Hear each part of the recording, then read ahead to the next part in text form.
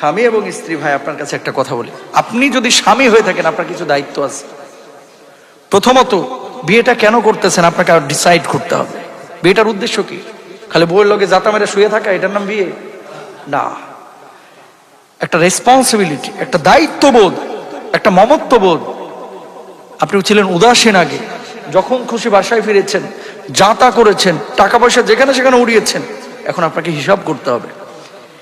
একটা প্রজন্ম আপনার থেকে আসবে যদি আল্লাহ তাআলা দেয়, এই প্রজন্মটাকে সুন্দর করে গড়ে তুলতে হবে, দিনদার বানাইতে হবে, মুত্তাকি বানাইতে হবে, পরেজগার বানাইতে হবে, নিজে দিন শিখতে হবে, নিজে সৎ কাজ করতে হবে, স্ত্রীদেরকে দিনদার বানাইতে হবে।